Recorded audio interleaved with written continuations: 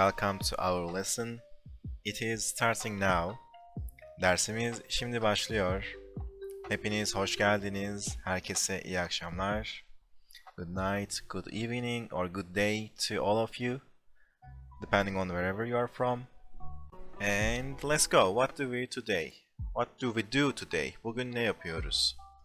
I think today we will only be able to do identifiers because while making the lesson, these 4 subcategories took so much time, and honestly I didn't have time to put everything in them. There's still so much to do. I don't want to load you with all of too much information, too much things to remember. So we will probably do identifiers this week and adverbs of frequency next week. We will see, depends on how it goes. If we have enough time, maybe we can also take a look at them, at the adverbs. But we will start with articles, definite or indefinite articles, and then demonstratives. I struggle with this pronunciation. Demonstratives. Anyway, like showing things like this, that, bu, şu, o. And then numbers. This one will be really easy. I just want to give you a quick tip. Then you can change cardinal numbers to ordinal numbers. And quantifiers. That's the most fun part, the most exciting part of this lesson. Like most of the useful or more common things will be in this part. And as I said, if we have enough time, we will talk about adverbs of frequency, as in like once a week or twice a week or never, like always, usually. But that will be probably next week. Just saying it in advance. And we are starting with articles. Most of these are things you already know as basics, but I included some examples and important things to remember in daily life. So it should be still useful to know. And we are starting with the indefinite article.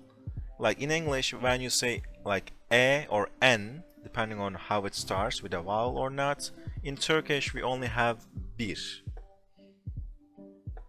And of course, bir is also like a number, like 1 or e. Bir. It's the same word in English. 1 or e.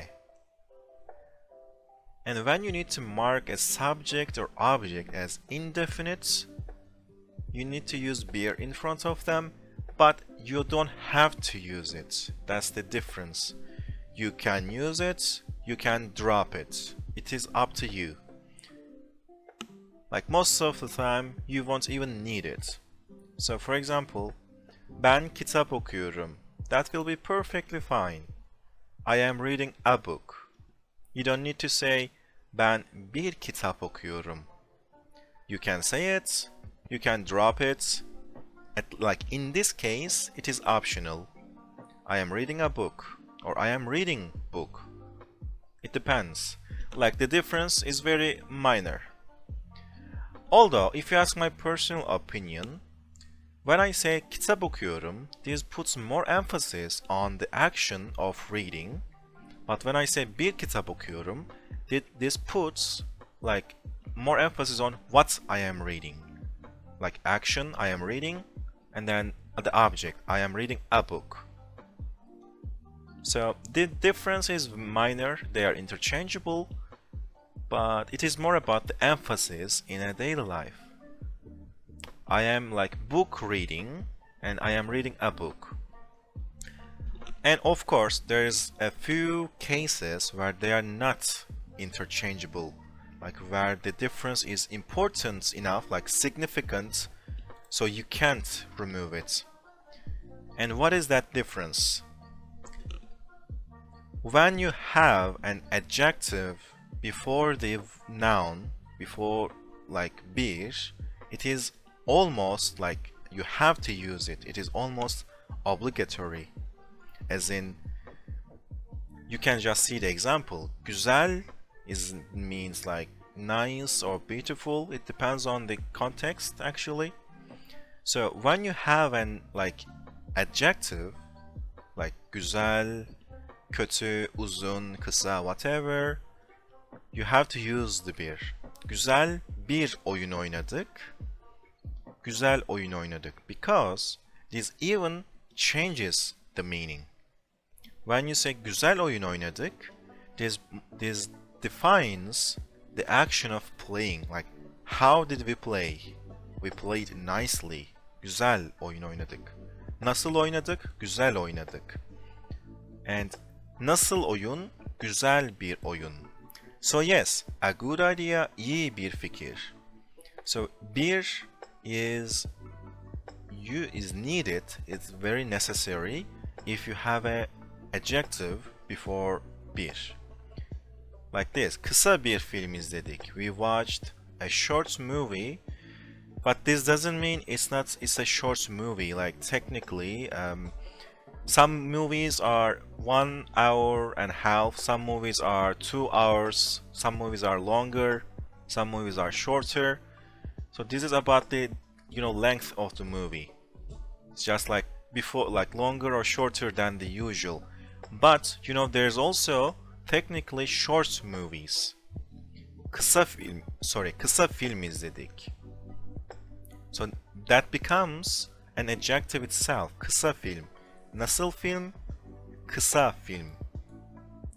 Okay? So the adding bir with the adjectives changes the meaning.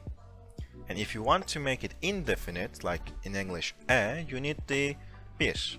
If you remove bir, it will change the meaning. Okay, that's pretty easy. I am seeing you are giving examples. They are all correct, like büyük bir hediye aldım. And büyük hediye aldım. Yes. I didn't get the film one. Okay, let me explain that again. Yikes. When you say kısa bir film izledik, this is about a movie being shorter than the average. But it is not technically a short movie, as in, like, short movies are like 10 minutes long. But when you say kısa film izledik without bir, it means you watched a movie of like 10 minutes. It doesn't fall into the category exactly. It is not technically labeled as a short movie. I mean, this one, kısa film, is technically labeled, but when you say kısa bir film, like, we watched a short movie. We watched a movie and it was shorter than usual. But we watched a movie and it was a short movie. That's the difference. Alright, tamam. And now the most important part about the articles. Definite article. And there's nothing. We have no definite article in Turkish. Like, we don't have the in Turkish. But how do we make the difference? Most of the time, the difference is made by noun case markers.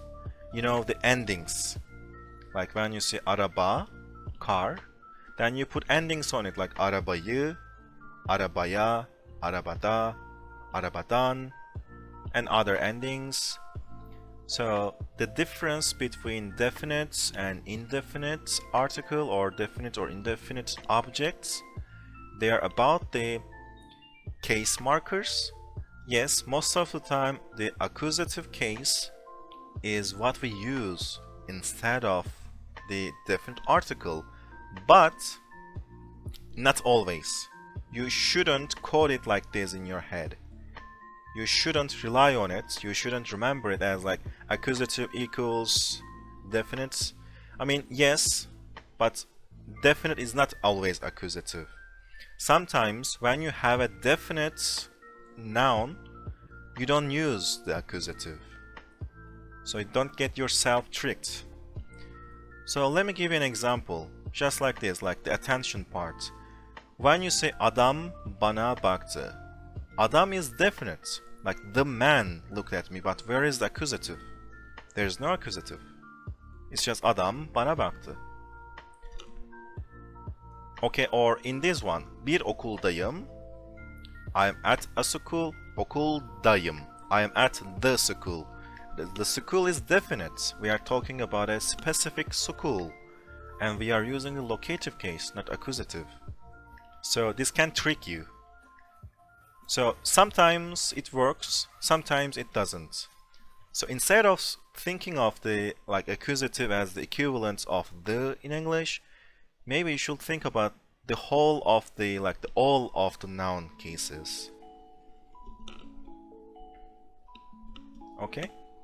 Most of the noun cases like dative, locative, ablative, they also put a the when you translate them. When I teach accusative, I put the difference like this. Yes, like kedi gördüm, I saw a cat. Kediyi gördüm, I saw the cat.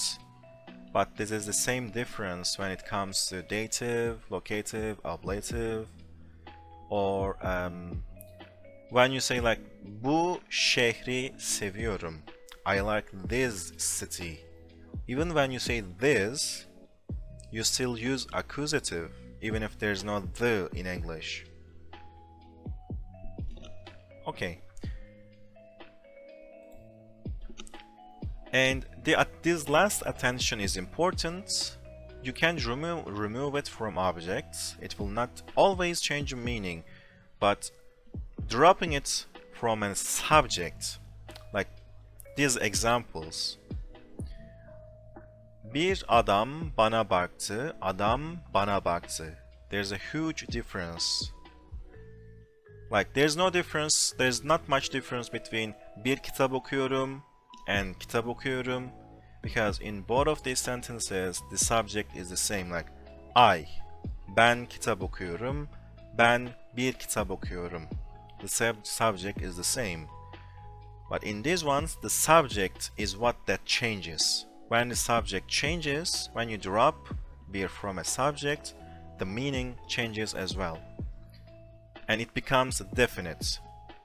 So if you want to use like a man, a book, a cat, in just like in English, you just drop bir from it. Okay, and a noun can't have more than one case. That is correct. It can, wait. It like genitive, dative, arabasına. Only with genitives though, not like accusative and dative. You can't use them, yes. But since genitive is not technically a noun case, so let's put that aside. And yes, you are right. It is only one accusative, one dative, one locative, one ablative.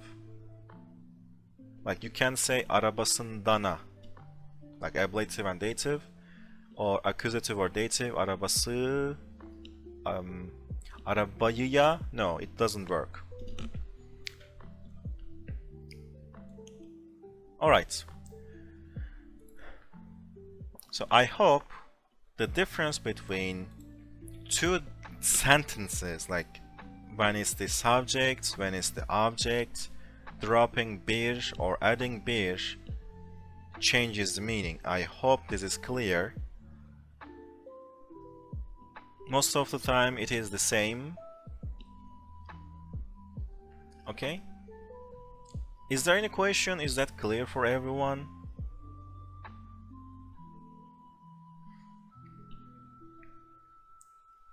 Okay, clear, and let's move on. Demonstratives. When I say demon, it sounds like, you know, like demon. Anyway. Bu şu o. What is bu şu o? Bu şu o. It shows, like points at the thing. Exactly, this, that.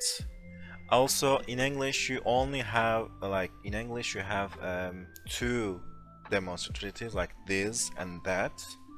In Turkish we have three. Bu, şu, o.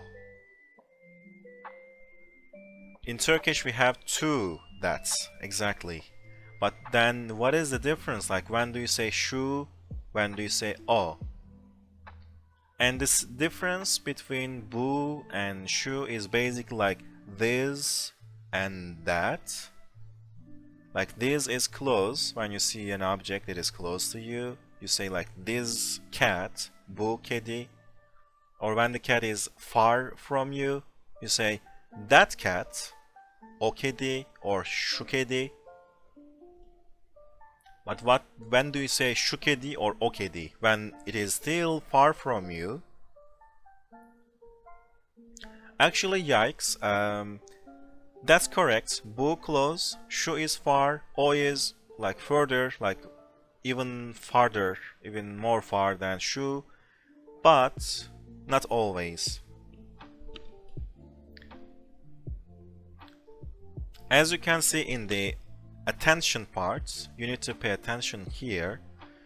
The difference between şu and o is not about actually the physical distance. We are not talking about it being close or far to you. We are actually talking about the context.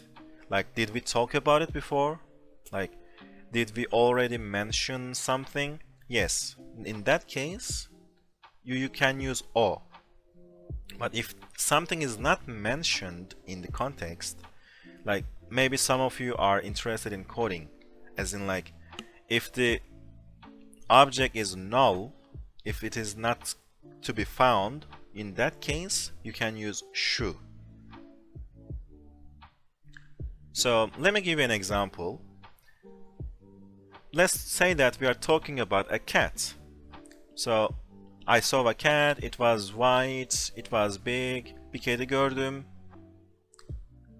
And in this case, o kedi, not şu kedi, because I already mentioned the cat. Bir kedi gördüm ve o kedi büyüktü. I saw a cat and that cat was big. Okay? And when you start a conversation about something that was not mentioned before, as in, hey, şu kedi, hey, like, remember that cat that we saw before? Şu kedi vardı ya, şu kedi büyüktü. So it is like a conversation opener, like starter. You are starting the conversation by mentioning for the first time. So you started with şu. Okay, and let me read the questions. I'm not sure if the ask command works. You can try it. If not, you can also directly put your question in the chat. I will be reading it. Because since this is a vocabulary lesson, everything is already explained. I'm just reading it. Like grammar lessons need me typing things, but this is just more about explaining. So I can read the chats in a full window. That's what I mean. Okay, and let me read the question.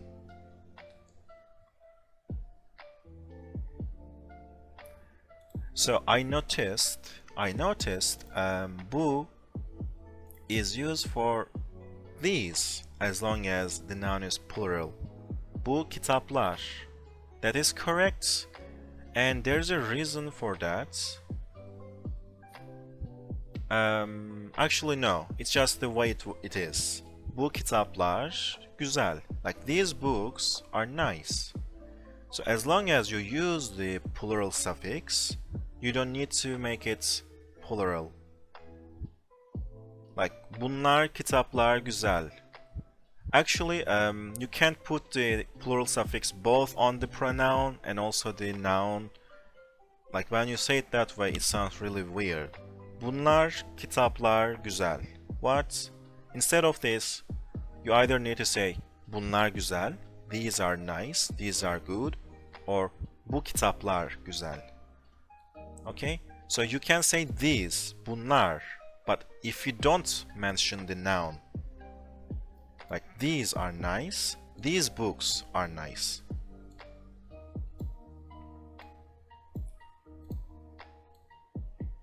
Okay? Will it ever be bunlar kitap?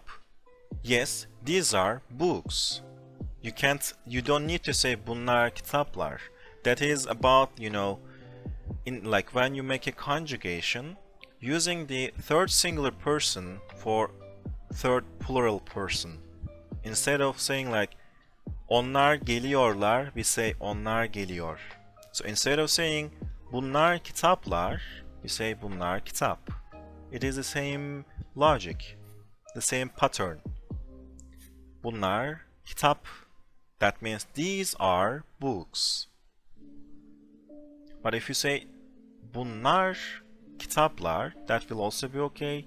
Bunlar kitap, that will also be okay. But if you say bu kitaplar, like these books, if that is the subject of your sentence, bunlar kitaplar and bu kitaplar, these are different sentences, like different grammar construction.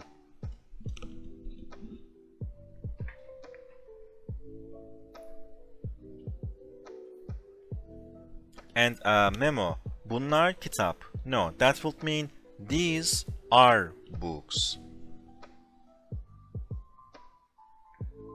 And nanagyo, yes, plural demonstratives work as subjects, like bunlar kitap, bunlar kedi, şunlar, I don't know, kuş.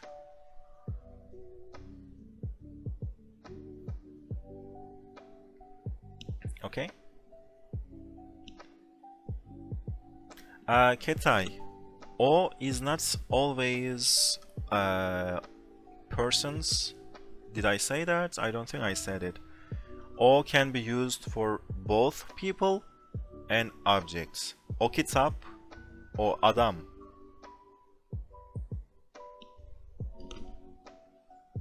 Okay.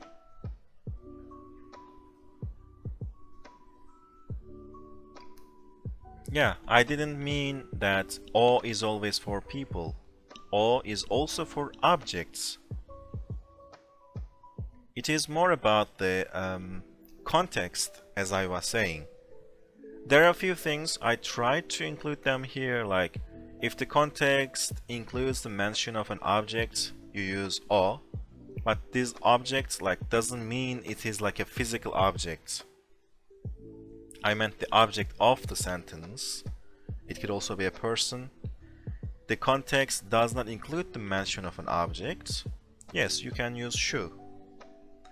And if you are pointing at a physical object, this time you can say şu. Like let's say that, let's keep this simple. You are sitting in your room, your friend or someone walks in, and you want them to give you something that is on the other side of the room. Like you are sitting there on feet. So instead of saying o kitabı ver, we mostly say şu kitabı ver. You can still say o kitabı ver, but most of the time we say şu kitabı ver. Like if my mom walks in, I will ask her like, anne şu kitabı versene. Or when you are eating at a table, like you want to take the salt, but it is on the other side of the table, you can't reach it. So instead of saying o tuzu ver, you can say şu tuzu ver.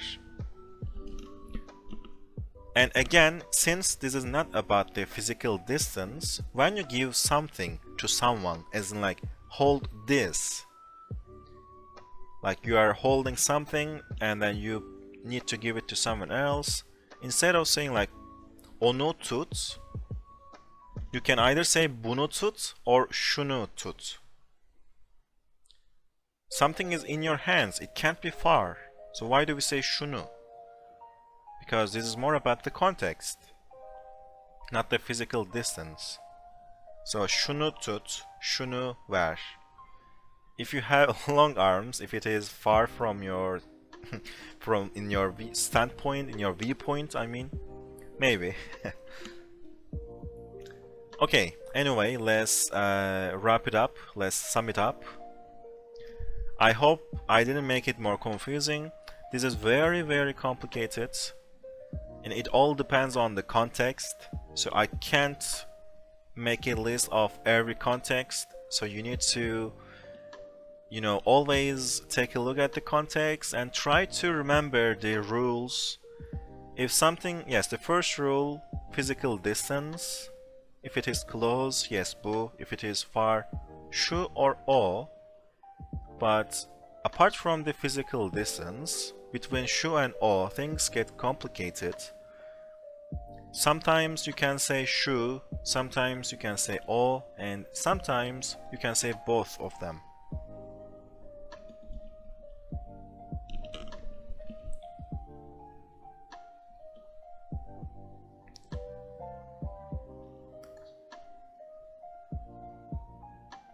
Yeah, like o adam, o kitap, that's book, that's man, that's book. Or o soru, that's question. Or sometimes şu adam, şu kitap, şu soru. When I say şu, it feels like the person is always in my sight. It is always included, like I can always see them and I can always refer to them. Like şu adam, I can see him, but o adam, I don't need to see him. Or maybe he is somewhere else.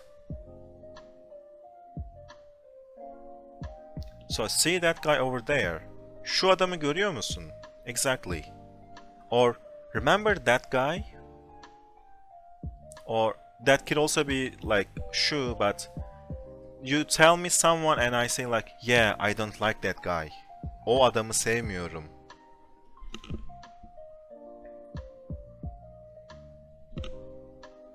Or you saw someone and then say, yeah, evet, o adamı ben de gördüm. Yes, I also saw that guy. Okay, so examples will make this a bit more clear. And what about things that cannot be seen, like not concrete nouns, like şu sorun, şu problem? In this case, most of the time, we can say bu. Like bu sorun, bu problem. You don't need to see them because they cannot be seen. They cannot be close to you. So in this case, we can say bu. Yes. Like even if in English you say like, I always have a problem with that. When that is like an idea, I always have a problem with that idea. Ben her zaman bu sorunla, bu fikirle sorun yaşıyorum. Even if you say that in the English translation or in the original English sentence, when you say it in Turkish, like move from that to this. Just change that to this.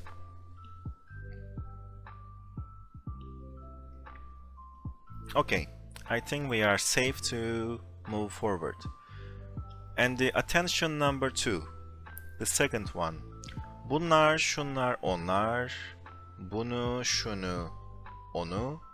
Buna, şuna, ona. Bunda, şunda, onda. Bundan, şundan, ondan. Bunun, şunun, onun.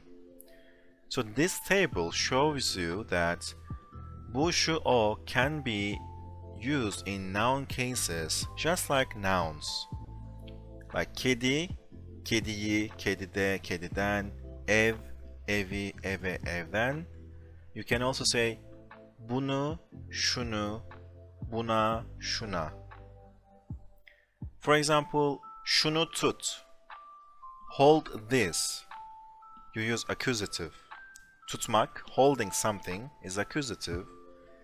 So instead of saying like anahtar means key, so hold the key or grab the key. Anahtarı tut, şunu tut. You put accusative on both of them. It doesn't matter that you use a pronoun.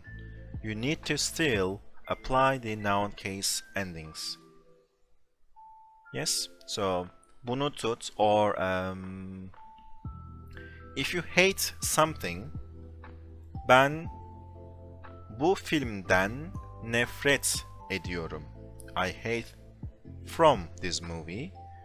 But the movie is already mentioned. You don't need to mention it again. So I hate this. Bundan nefret ediyorum. Exactly. Or I hate that. Ondan nefret ediyorum. I hate him. Also, when it's a person, ondan nefret ediyorum. Or when you see something,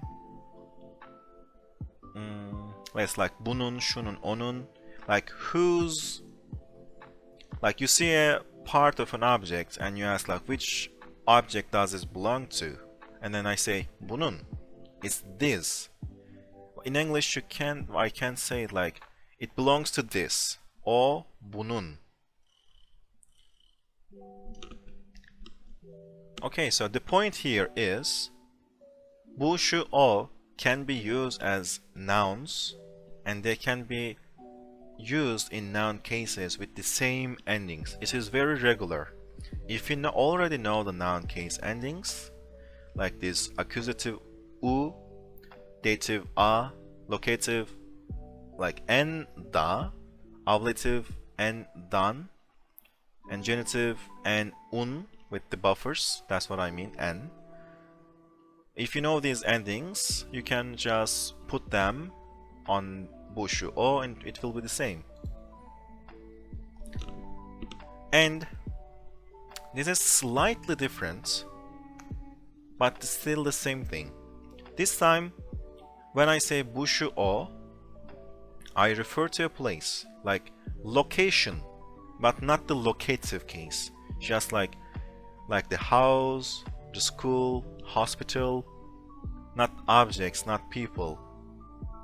Just things, like all like things that's like in a location. So this time, instead of bu, şu, o, wait, let me fix this correctly. We have bura, şura, and ora. These are the roots. And yes, like come here, now I need to use a dative. Buraya gel. Or go over there. Oraya git. Oraya git, buraya gel. Or şuraya gel. Or where are we? Biz neredeyiz? This time I am talking about our location. I need to use locative. Biz neredeyiz? Where are we? Biz buradayız. Like, hey, we are over here.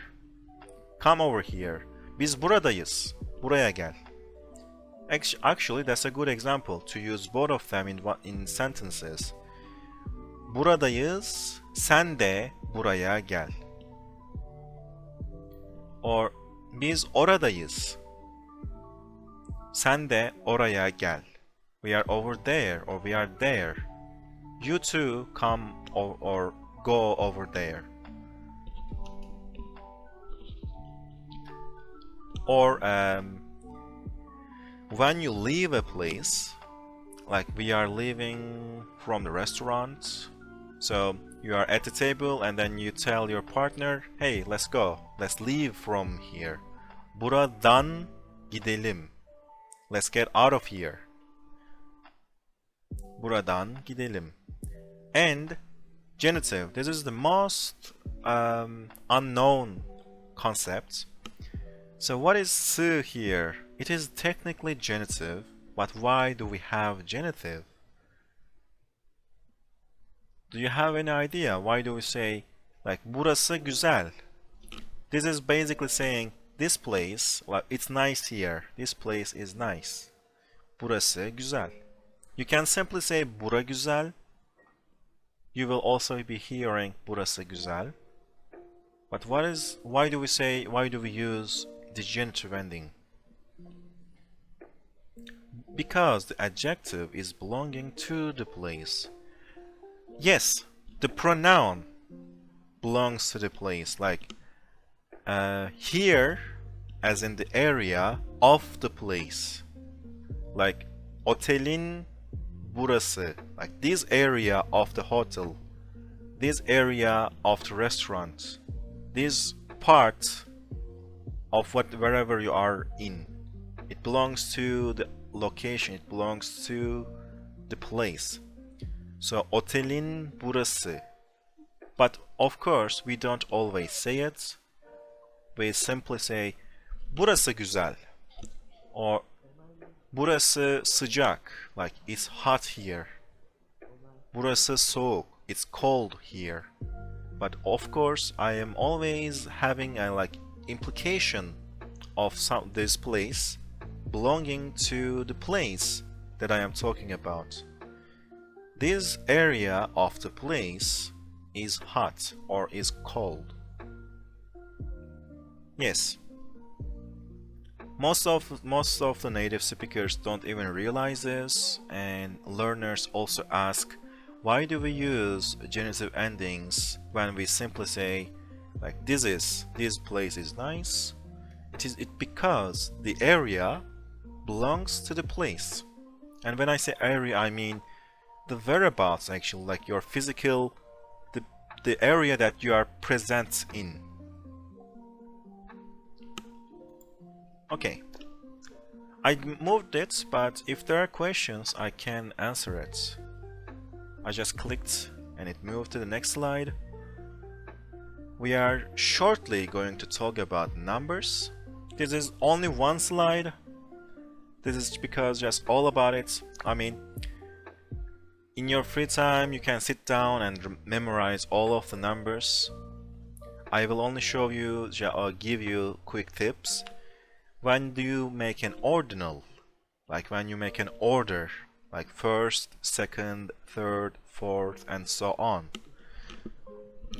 But before that, let's read the attention. Cardinal numbers do not use plural suffix on nouns. This is one of the most common mistakes, yeah, and also one of the biggest differences between Turkish and English. Like in English, you say one apple, but then two apples. You use the plural ending, the s. But in Turkish, it stays the same. Bir elma, iki elma. It's not iki elmalar. Maybe let me also type this. It's not iki elmalar. Okay, this using plural is wrong. It's the same principle, same pattern for the rest of the numbers. It is never like when you make a plural, when you use a number, if it is not bir, it's never plural. İki elma, üç elma, dört elma, iki kedi, üç kedi, dört kedi, or iki ev, üç ev, dört ev. Because the number already makes it clear that the thing that I'm talking about is like plural. I'm talking about multiple things. The number tells me. I don't need to put the ending. I mean, in English, they need to put it. I don't know. People just see and express things differently in different languages. And yes, that's just how Turkish works. And then ordinals, like orders.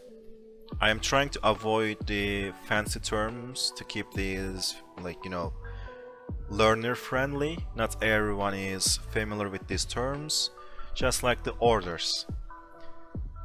When you say first, second, third, fourth, we use this, not ıncı, is not always needed, that's why it's in a parenthesis, but the NCI, but not I always. When you learn, like when you actually take a look at textbooks or grammar books, the uppercase letters, it means in Turkish, it is like four-way or two-way vowel harmony, but this is four-way. Incı, so this becomes inci, üncü, or sometimes uncu, like dokuz uncu, on uncu. So you simply put this ıncı end, but ıncı or bir inci, ikinci, And I live on the third floor. Üçüncü katta yaşıyorum. Of course, locative. I live on the third floor. And kaçıncı, question words are also, you know, they are not exception to noun cases. You also use question words in noun cases. So when you ask which floor, kaçıncı kat, of course. So birinci, first, ikinci, second, üçüncü, third, and like if you have dört, four, and dört, of course the consonant softening. Dördüncü, not dörtüncü, because you know, fıstıkçı Şahap or peçeteke, you know these codes to remember. Okay, dördüncü. Wait, dördüncü, beş, inci. Altı, six, altıncı, sixth. Like I can't say it like this. When you put this ıncı, wait, not ja. Why do I keep typing a at the end? When you put this ıncı suffix, it becomes this th. Okay? So yeah, this is very basic. I don't think there's more to explain with this. Like you join a competition, a contest, you are the first. Ben birinciyim. Or this is my fourth warning. Bu dördüncü uyarım. Or I am the first son. Or I am the second son. Ben ikinci çocuğum. Also, you know, the people in history, like in the Ottoman Empire, beşinci Mehmet, üçüncü Murat, or this could be wrong, but ikinci Elizabeth, birinci whoever, just when they have a number with their title, it's the same ıncı suffix.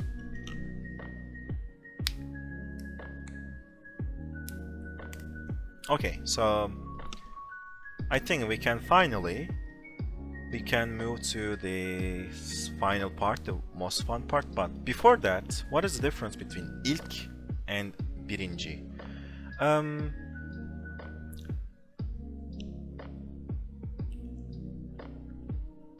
Birinci is more about like you can make other numbers. Birinci, ikinci, üçüncü, but it is only like first and last. The opposite of first is last, but there's no opposite of birinci because numbers are indefinite or infinitive. Yeah, indefinite. So first, like ilk is like the first thing in a group. Actually, it is still the birinci thing.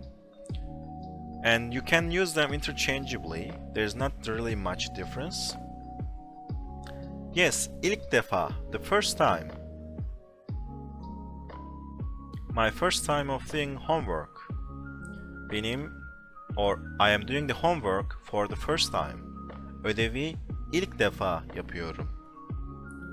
Or I am here for the first time. Ben ilk defa buradayım. First kiss, exactly. And this kiss example just gave me another way to explain it. Like you can say birinci öpücüğüm, but when you say this, there has to be other kisses. Like birinci öpücük, ikinci öpücük, üçüncü öpücük. Depends on how many times you kissed someone. But when you refer to the first one, you can use ilk öpücüğüm. Yes, birinci, ikinci, üçüncü, they are like in a row. They are like consecutive. Something comes after. But ilk can be just like ilk. That doesn't need to be. It's just other following things. And I learned there is no last night unless it is last of all nights, like son gece and dün gece. Yes, Jason, actually this explains my point when I said like numbers are indefinite. And like opposite of ilk, the first night, and the last night, that like when you say like son gece, this means it is over. The list is done. There won't be any more nights. So it is the last one in the group, the final, yes. But yeah, that's why we don't say son gece, we say dün gece. So the previous night. We say dün gece, we don't say son gece, because son is the final thing. There's nothing after it. Maybe if there's an apocalypse and we all die, you can say son gece, because like the final nights on earth.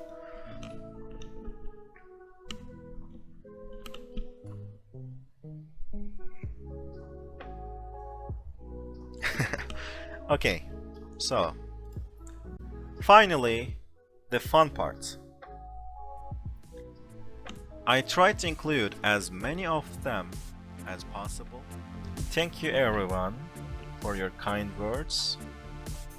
Güzel sözleriniz için hepinize, all of you, hepinize teşekkür ederim. And all of you, herkes güzel şeyler söylüyor. Everyone says nice things. That is great. So yeah. Thank you for coming. Thank you.